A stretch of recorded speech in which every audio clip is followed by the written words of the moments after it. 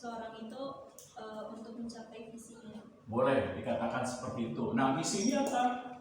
Berbagai langkah uraian yang menjelaskan mengenai pencapaian terhadap visi berupa tujuan-tujuan yang sifatnya terukur. Nah, artinya apa? Misi ini akan menguraikan bagaimana mencapai suatu visi berupa impian dan harapan yang diwujudkan, direalisasikan. Nah, ini akan diuraikan ke dalam bentuk pencapaian kurun waktu.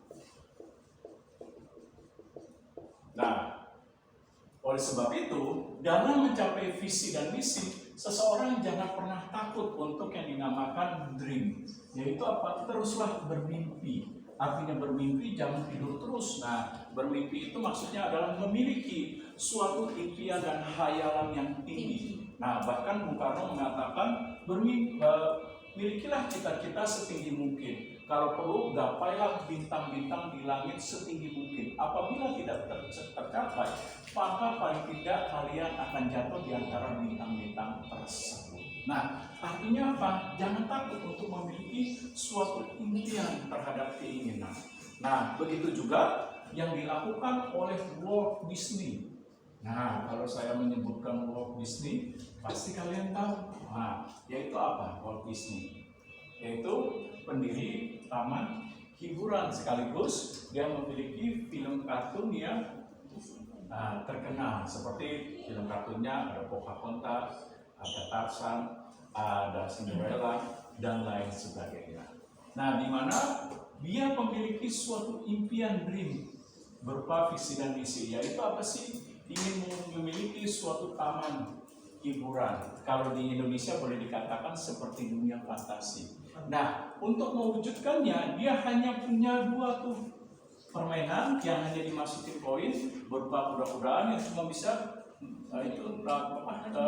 maju mundur, betul. Nah, itulah dimulai. Tapi karena impiannya inilah dia berupaya untuk berjuang dalam mewujudkan impiannya sampai kepada dia mengalami suatu titik optimal, yaitu dia mengerjakan suatu proyek tokoh kartun berupa pertama kali Mickey Mouse dan Donald Bebek. Nah, dari karya Mickey Mouse dan Donald Bebek ini akhirnya boom, meledak.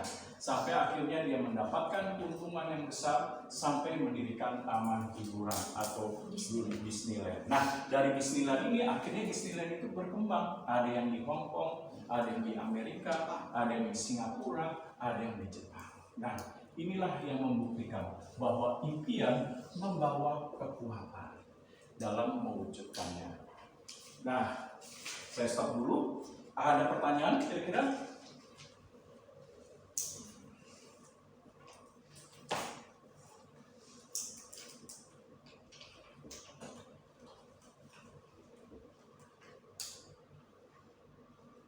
Nah, orang yang memiliki visi dan misi pasti memiliki ciri. Nah, cirinya apa? Pertama, tidak mudah kenal menyerah. Artinya apa? Orang yang memiliki visi, dia akan berupaya untuk mewujudkan secara terus-menerus dari kerajinan, ketekunan, nilai juang, kerja kerasnya yang dibangun dalam jangka waktu yang panjang. Bukan 1 hari, 2 hari, tapi bisa puluhan tahun. Nah, seperti misalnya contoh salah satu pendiri Apple, yaitu Bill Gates. Bill Gates mendirikan perusahaan Apple, dia membutuhkan waktu sampai 15 sampai dengan 20 tahun baru perusahaan itu terkenal, go internasional, sampai produk-produknya itu menjadi produk-produk yang memiliki kualitas internasional seperti iPhone, seperti contohnya produk komputernya Macintosh dan lain sebagainya. Nah, membutuhkan waktu. Dengan cara orang memiliki visi dan impian, visi dan misi dengan karakteristik yaitu mudah atau tidak mudah untuk kenal menyerah. Tidak mudah kenal menyerah. Lalu apa lagi? Memiliki kerja keras. Yaitu apa? Orang yang memiliki impian terus-menerus memiliki kerja keras yang dibangun. Nah, di mana dia mendayagunakan seluruh keterampilannya, kemampuannya, keahliannya, kreativitas dan inovasinya untuk mencapai suatu impian yang dibangun dari kekuatan visi dan misi. Nah, yang kedua, kerja keras. Yang ketiga apa?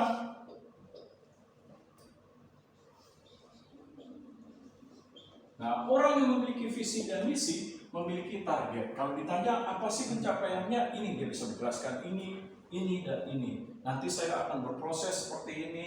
Gimana tahun pertama saya ingin mencapai ini, tahun kedua, tahun ketiga, sampai nanti saya harapkan misalnya 25 tahun ke depan, inilah pencapaian target saya. Kalau sudah sampai 25 tahun ke depan, nanti pengembangannya seperti ini. Nah, inilah orang yang memiliki visi dan misi, memiliki suatu target, cirinya, karakteristiknya.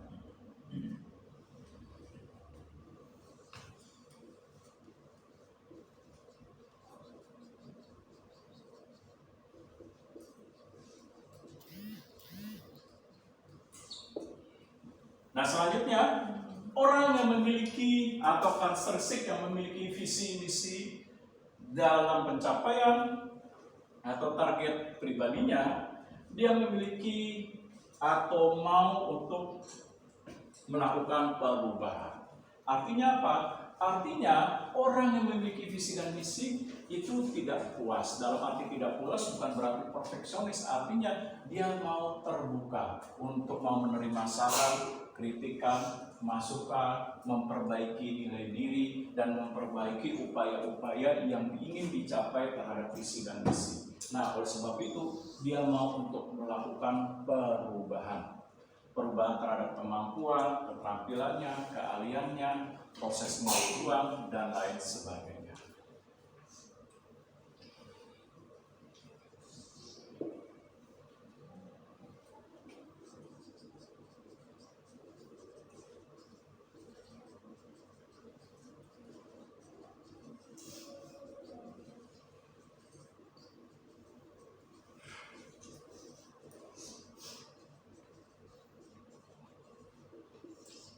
Nah, orang yang memiliki visi dan misi pasti dia berupaya untuk terus memiliki kreativitas dan inovasi. Yaitu apa? Memiliki suatu ide-ide yang baik. Ide-ide tersebut dapat diterapkan dan diaplikasikan untuk mewujudkan suatu impian. Nah, inilah yang dinamakan orang yang memiliki ciri dari visi dan misi. Hidupnya tidak dikatakan apa keinginan, apa harapannya, apa cita-citanya, seperti air mengalir. Nah, tidak. Tetapi orang yang visi misi pasti memiliki suatu hal yang ingin dicapai. Nah, oleh sebab itu dia berupaya untuk meningkatkan kreativitas dan inovasi agar dapat memunculkan ide-ide yang briliannya, supaya dia bisa mewujudkan ide-ide tersebut ke dalam suatu realitasnya atau kenyataannya dalam mewujudkan suatu impian dan harapan yang ingin dicapai.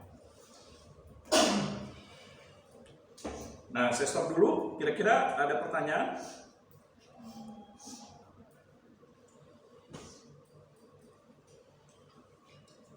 Ayo, silakan. Jangan malu bertanya. Nah, tetapi dalam pencapaian harapan, keinginan untuk masa depan, seseorang tidak berhenti dari visi dan misi ini saja. Kalau hanya berhenti kepada visi dan misi, kemungkinan orang tersebut bisa menjadi egois, yaitu hanya mementingkan diri sendiri, melakukan berbagai cara dan upaya untuk menghalalkan segala cara demi terwujudnya visi tersebut atau impian pribadi kita. Tunggu ya. Oh. Ya.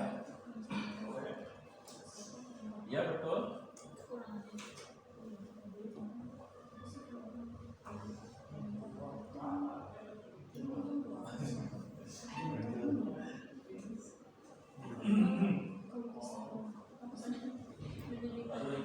Tunggu ya, bentar ya. Ya, saya telepon dulu.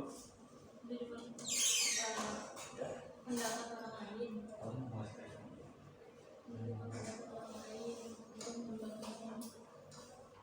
Nilai diri gimana?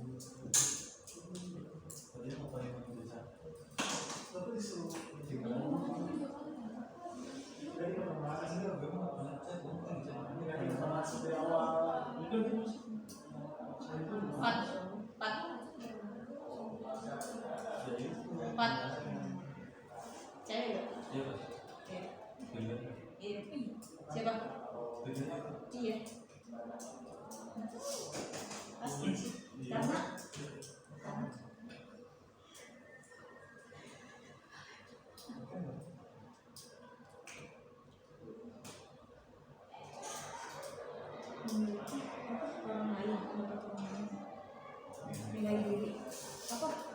Bukan nilai diri. Iya, untuk menerima pendapat orang lain untuk meningkatkan Ah, panjang banget ngomongnya. ya, untuk meningkatkan nilai diri, pendapat untuk membangun gitu aja sih. Pendapat untuk membangun diri, Nah, tadi saya katakan bahwa untuk mencapai suatu harapan, impian yang diwujudkan dan direalisasikan, tidak boleh berhenti sampai visi dan misi. Seseorang harus membangun dari prinsip. Kalau berhenti sampai visi dan misi, kemungkinan seseorang akan menjadi egois. Atau kemarin saya katakan, memiliki nilai machiavellisme, yaitu menghalalkan segala cara demi tercapai dan terwujudnya ambisi atau keinginan pribadinya. Walaupun cara tersebut cara yang salah, dengan cara yang tidak baik, atau boleh dikatakan cara yang melanggar ketentuan, aturan, norma, etika, atau budaya, dia tidak peduli. Yang penting tujuannya tercapai. Nah, oleh sebab itu, untuk mencapai impian, harapan yang diwujudkan atau direalisasikan secara nyata, yang dibangun dari pencapaian pribadi, perlu diimbangi dengan nilai prinsip.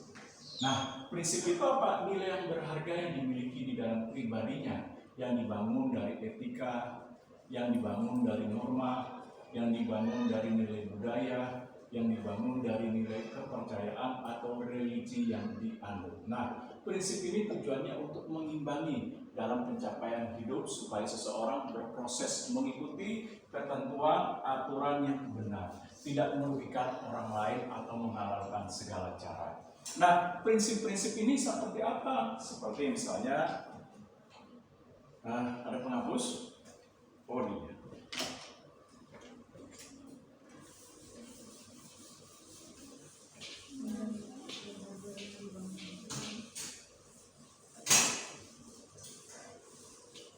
Nah, prinsip-prinsip ini apa? Prinsip-prinsip ini tentu yang akan mempengaruhi seseorang akan bertindak.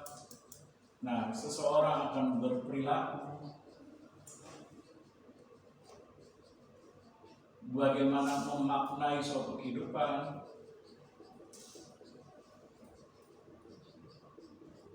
dan lain sebagainya. Nah, atas dasar inilah maka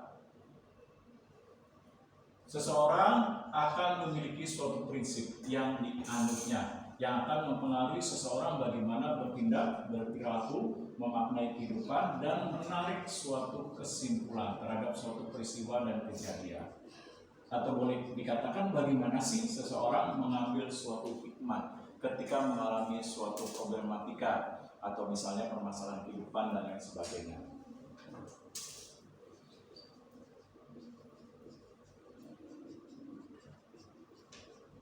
Nah, seperti apa prinsip-prinsip ini?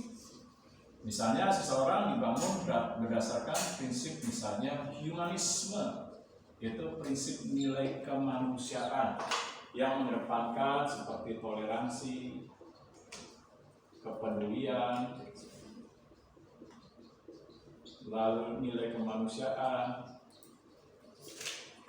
saling tolong-menolong, dan lain sebagainya. Atau boleh dikatakan seseorang bisa dibangun juga dari nilai prinsip yang salah, seperti mengedepankan nilai prinsip misalnya materialisme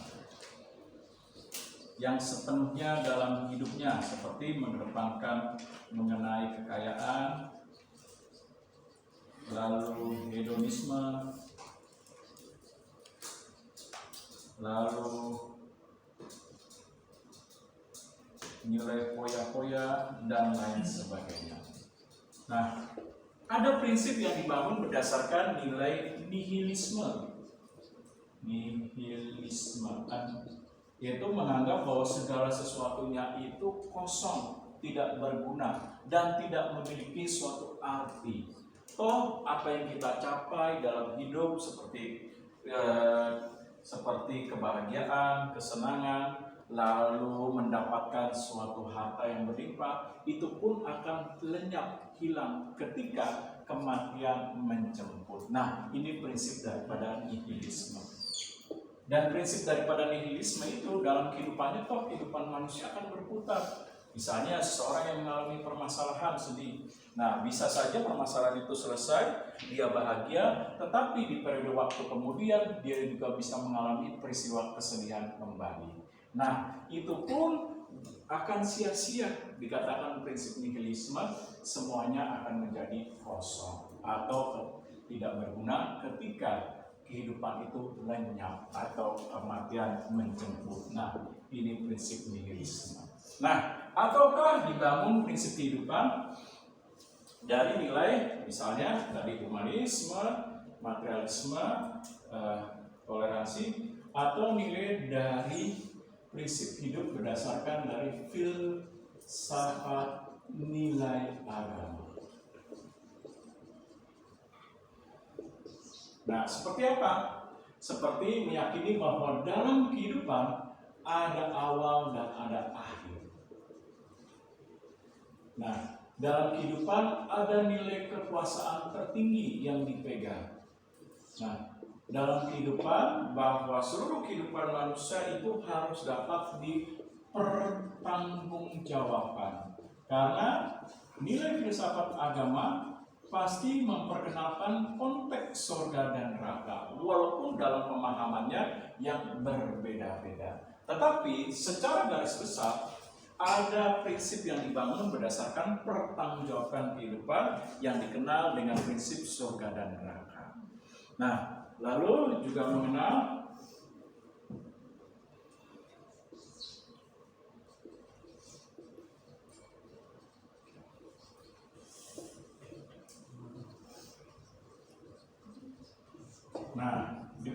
adanya ketakwaan dan keimanan. Nah, ketakwaan dan keimanan ini didapat dan diperoleh dari nilai pemahaman dan pengetahuan terhadap kitab suci yang ada dalam kepercayaan masing-masing. Di mana keimanan dan ketakwaan itu merupakan bentuk refleksi diri. Seberapa jauh seseorang meyakini akan keberadaan agamanya berupa ada kekuasaan tertinggi yang dipegang, yang dimana seseorang berupaya untuk menjadi tunduk di dalam kekuasaan tersebut. Nah, dengan cara apa? Menjalani berbagai aturan-aturan. Nah, dalam setiap religi atau kepercayaan yang dibangun dari nilai prinsip daripada agama.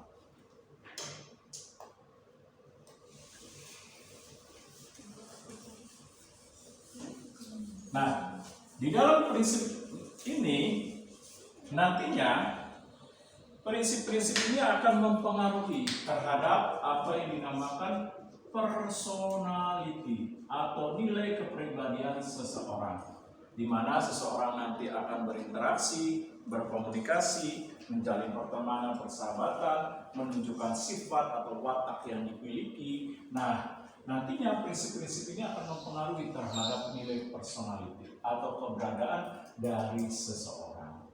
Nah, tentu akan mempengaruhi juga terhadap apa yang dinamakan nilai atau value yang dianggap seseorang berharga di dalam dirinya, sehingga akan mempengaruhi cara pandang seseorang terhadap nilai dirinya atau core value-nya. Seberapa jauh seseorang memandang cara pandang nilai keberadaan dirinya yang mempengaruhi akan penghargaan terhadap nilai dirinya. Seperti nanti akan mempengaruhi terhadap kepercayaan diri, mempengaruhi terhadap empati yang dibangun, mempengaruhi terhadap bagaimana seseorang bersosial, mempengaruhi seseorang dalam hal bagaimana bekerja. Ya, tidak.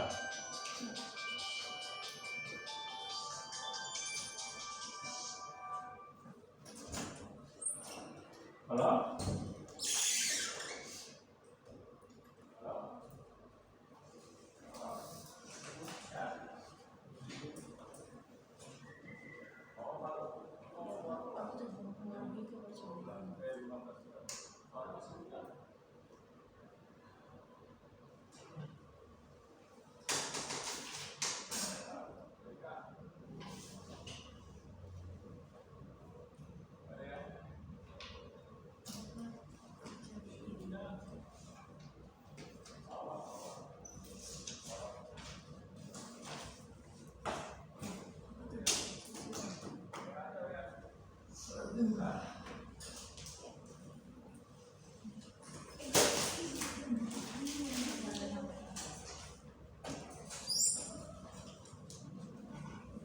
Nah, sehingga tadi saya katakan mempengaruhi terhadap nilai personality berupa penghargaan terhadap nilai dirinya, sehingga mempengaruhi terhadap keberadaan bagaimana dia akan berinteraksi, membangun kepercayaan diri, membangun empati, meningkatkan nilai sosial berupa kerjasama di dalam suatu kelompok, tim, menjalin pertemanan, persahabatan, kolega, dan lain sebagainya. Lalu bagaimana cara pandang terhadap dia bekerja. Nah, ini tentu semua akan dipengaruhi terhadap nilai yang dianggap berharga. Nah, oleh sebab itu, kalau seseorang sudah memiliki nilai yang baik dalam keberadaan dirinya, maka seseorang akan berupaya untuk meningkatkan nilai kompetensinya, yaitu meningkatkan kemampuan, keahlian, keterampilan, baik yang kemarin saya katakan bersifat hard skill maupun bersifat soft skill-nya. Dalam arti meningkatkan pengetahuan, keterampilan, keahlian, lalu kualitas diri terhadap emosi, komunikasi, lalu nilai kepemimpinan, lalu bagaimana kreativitas dan inovasi, dan lain sebagainya. Nah, tentu nantinya kalau kita berbicara mengenai apa yang dikatakan tadi, bahwa pencapaian visi, misi, prinsip nilai maupun tujuan dalam pribadi, nah agar ini seimbang, maka seseorang harus mengedepankan terhadap upaya pencapaian hal tersebut dengan menetapkan apa yang dinamakan target atau pencapaian pribadi. Nah, target ini apa? Nah, target ini adalah impian-impian yang ingin diraih. Nah, berdasarkan kurun waktu dan pencapaian yang bisa terukur. Nah, oleh sebab itu, dalam mencapai visi dan misi, maka seseorang harus bisa memperhatikan nilai daripada pedoman SMART. Nah, S-nya ini apa? Spesifik. Milikilah tujuan, impian, keinginan, dan harapan yang ingin dicapai secara pribadi yang dapat direalisasikan dengan mempertimbangkan bagaimana prosesnya, nilai juangnya, kerja kerasnya, tanggung jawab, integritas, dan lain sebagainya. Lalu yang kedua, measurable. Gunakanlah berbagai pengukuran-pengukuran yang dapat melihat sejauh mana pencapaian visi dan misi atau impian, harapan, dan keinginan pribadi yang ingin dicapai. Nah, lalu selanjutnya achievable. Nah, achievable itu bagaimana sikap yang dibangun terhadap upaya kerja keras atau sikap berprestasi. Memiliki keinginan, hasrat, impian, optimisme yang kuat dalam mencapai suatu impian. Lalu R berikutnya yaitu relevan. Nah, arti relevan ini apa? Bahwa untuk mencapai suatu visi, misi, membangun pencapaian tujuan dan keinginan pribadi harus melihat realitasnya. Yaitu boleh seseorang bermimpi, boleh seseorang memiliki harapan, tapi harus diseimbangkan dengan proses yang ingin dicapai. Nah, kenapa? Karena dalam realitas hidupnya, bahwa orang yang berhasil itu hampir sebagian besar atau dominan itu dicapai dengan proses. Nah, hanya sebagian kecil, hanya sekitar 5% atau paling tinggi 7% di seluruh dunia bahwa keberhasilan seseorang itu dipengaruhi atau didampak diperoleh dari privilege, seperti sudah lahir dari kondisi keluarga yang baik, sudah lahir dalam kondisi bapak ibunya sudah sejahtera, memiliki perekonomian yang baik, memiliki jabatan, memiliki usaha, dan lain sebagainya. Tetapi dalam kenyataannya hanya 5-7%.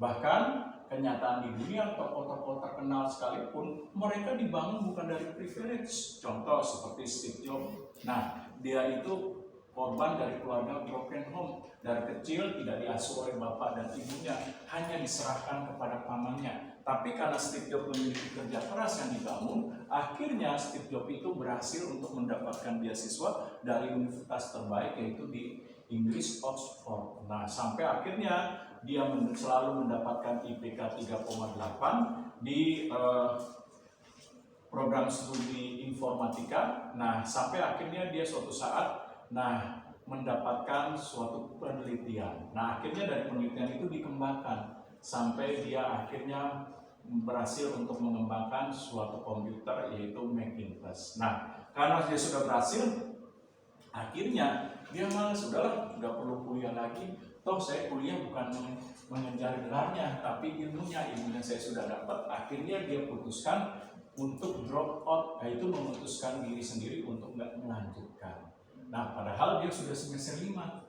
Nah, karena sudah dia mampu untuk menciptakan hal yang baru di dalam penemuan informatika berupa komputer yang dikembangkan, akhirnya dia mendirikan perusahaan. Perusahaannya pun pada saat awal dia tidak langsung perusahaannya itu megah besar, tetapi dimulai dari perusahaan yang ada di rumahnya. Bahkan dia memiliki kantornya itu menggunakan garasi mobilnya.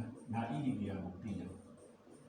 Garasi mobilnya pun rumahnya rumah pamannya, bukan rumah dia sendiri. Nah, ini dia.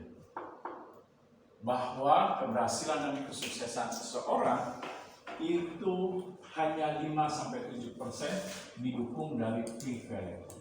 Sisanya, berarti lebih banyak dominan orang dibangun keberhasilan dan kesuksesan dari nilai pencapaian proses berupa pengembangan nilai diri, pribadi, daya juang, kerja keras, sampai orang tersebut mencapai suatu hal yang diharapkan.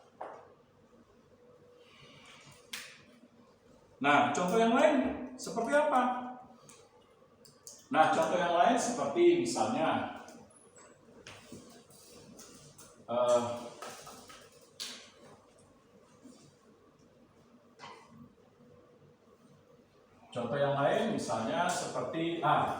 Kolonel Sanders. Tahu Kolonel Sanders?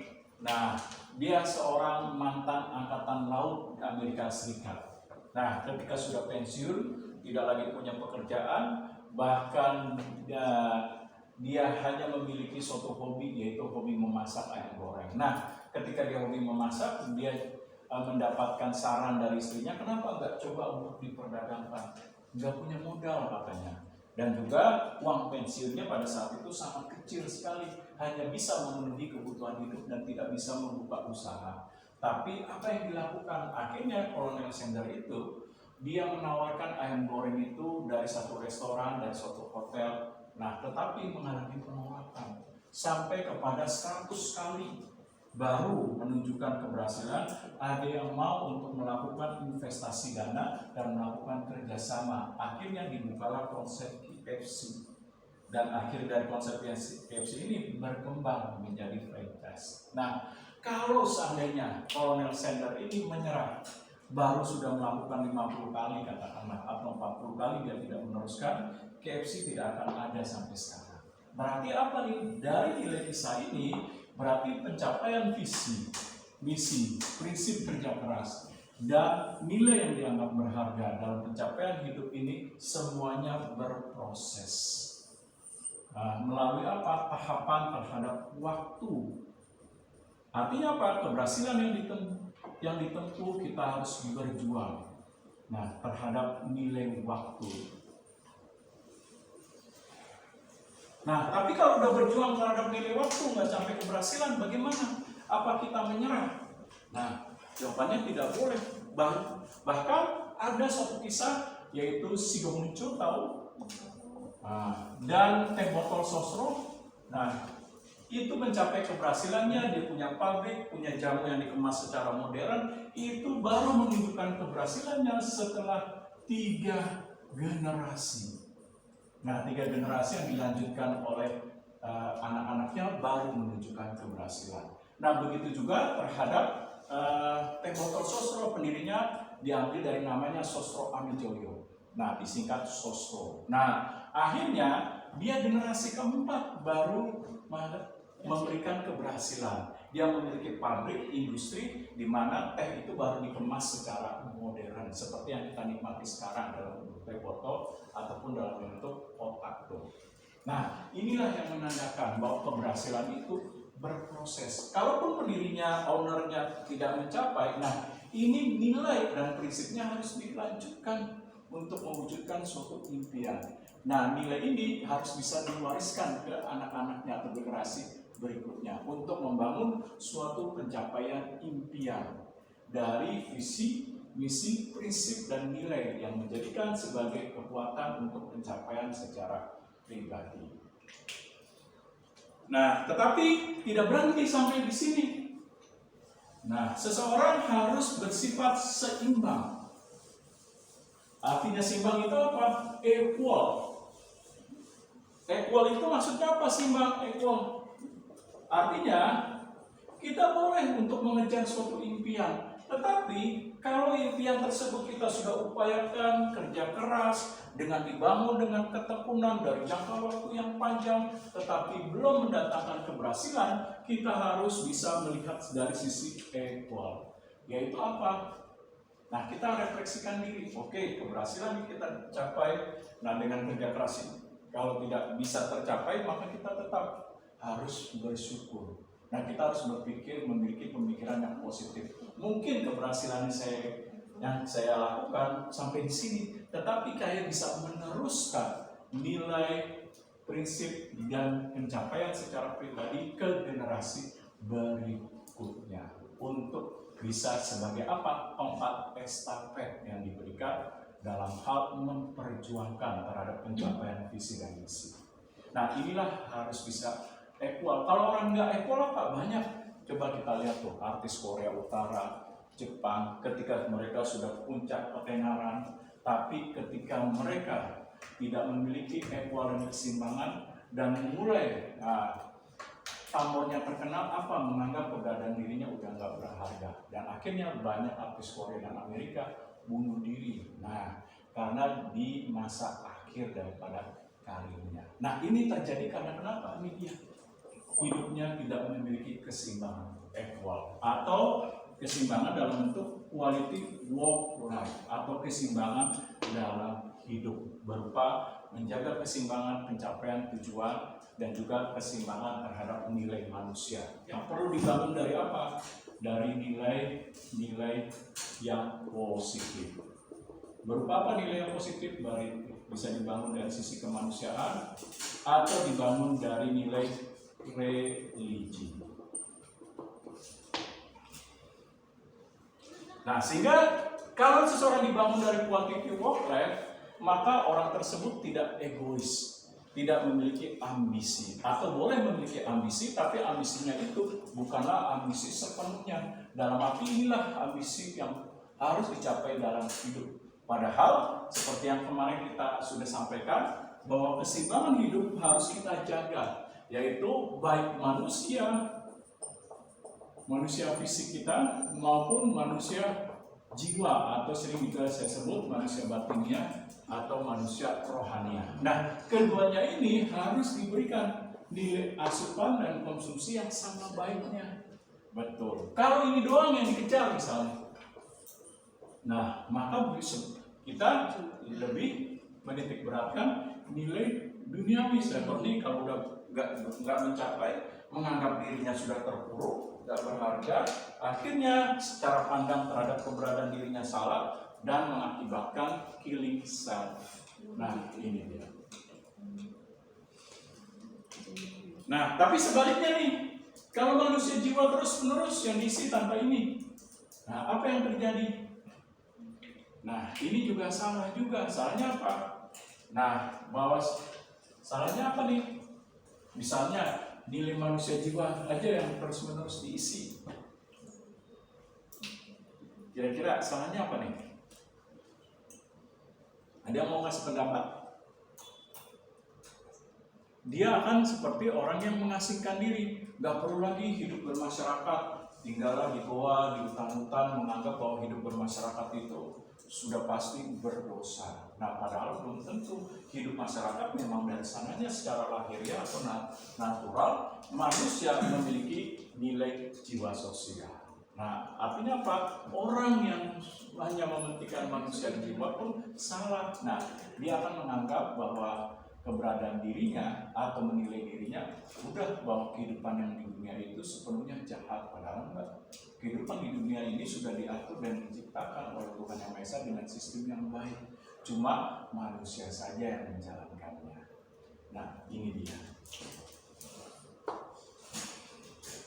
Nah, manusia jiwa yang terus-menerus diisi juga ada kesalahannya, yaitu apa? Nah, bisa mengakibatkan seseorang memiliki nilai yang salah terhadap brainstormingnya. Yaitu apa? Pemikiran dalam dirinya bahwa nilai pemahaman, ajaran yang dipegang adalah sepenuhnya benar. Nah, padahal kita tahu bahwa pengajaran-pengajaran itu dapat terus-menerus berkembang. Artinya apa? Memang pokok ajarannya akan tetap ada, tetapi implementasinya bisa mengalami suatu perubahan. Karena kenapa? Karena dunia diciptakan bukan hanya milik satu golongan, satu pribadi, satu untuk kepercayaan, tapi dunia ini diciptakan untuk milik bersama. Nah, jadi supaya menghilangkan nilai fanatisme yang salah terhadap suatu kepercayaan, kalau ini terus-menerus diisi dan tanpa ini juga mengakibatkan nilai fatal. Nah, oleh sebab itu kedua-duanya harus seimbang.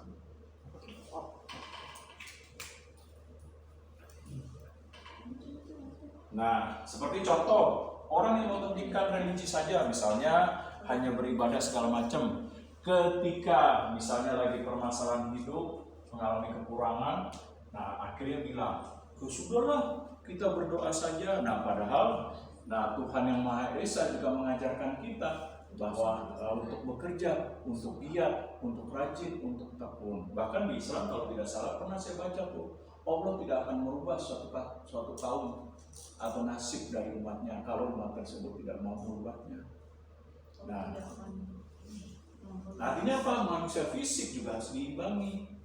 Nah, begitu juga yang Kristen. Hai pemalas, lihatlah daripada semut, bekerja dengan rajin pada segala musim. Nah, artinya apa nih? Harus diimbangi juga dengan manusia fisik. Nah, kedua-duanya harus bekerja dengan sama baik.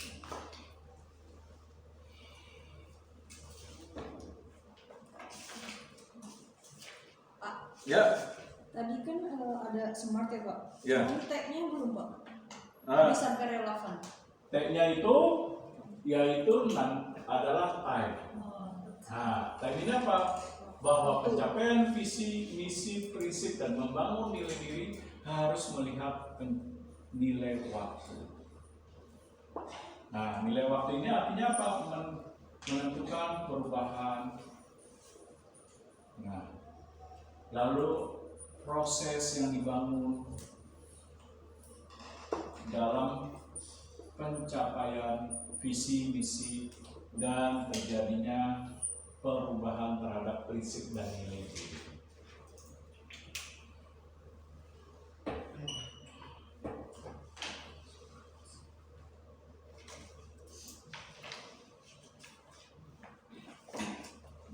Nah, terakhir yang mau saya sampaikan bahwa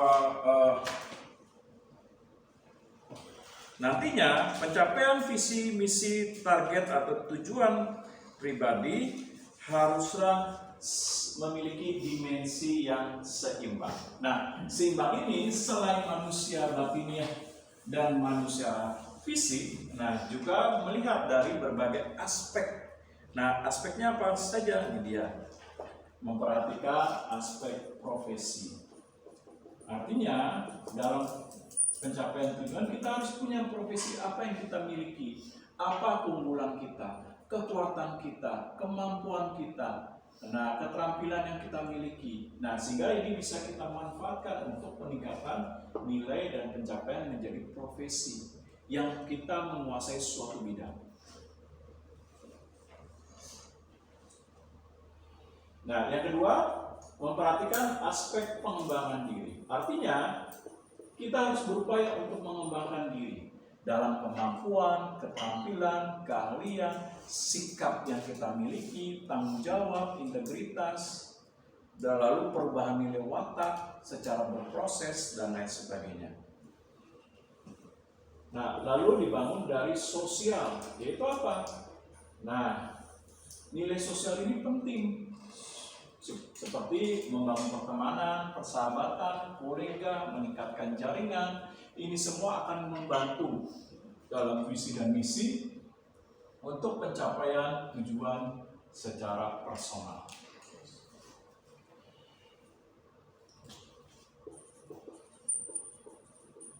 Lalu dibangun juga dari aspek agama, seperti apa? Seperti misalnya kepercayaan yang kita miliki, yang menjadi suatu keyakinan yang akan mempengaruhi kita pencapaian visi dan misi dengan mengikuti ketentuan dan aturan yang benar, seperti mengikuti tuntunan daripada kepercayaan yang kita miliki, tidak melanggar hak-hak orang lain yang mengakibatkan kerugian atau dampak negatif.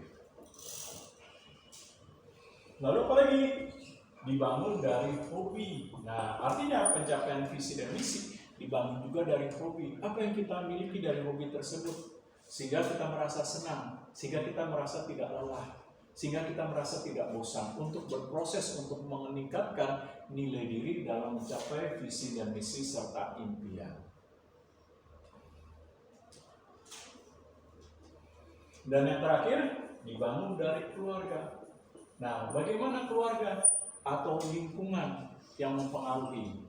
Seperti bagaimana pola asuh, pola didik, nilai-nilai prinsip hidup yang ditanamkan oleh keluarga, yang diwariskan dari orang tua, bagaimana orang tua menjadi panutan teladan bagi anak-anaknya. Ini semua akan mempengaruhi keluarga dalam hal mencapai visi dan misi serta mengembangkan nilai diri dalam prinsip. Nah, untuk mencapai pencapaian keberhasilan secara pribadi. Nah, oleh sebab itu, keluarga merupakan pendidikan pertama atau pendidikan awal yang diperkenalkan oleh anaknya.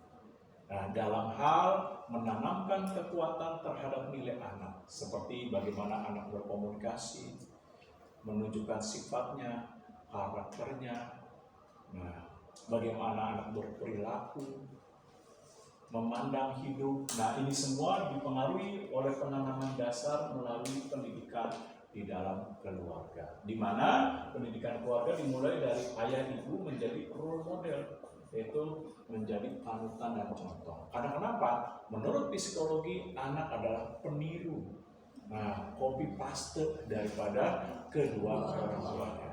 Nah, ini dia. Nah, sampai di sini materi kita. Ada yang mau ditanyakan? Silakan.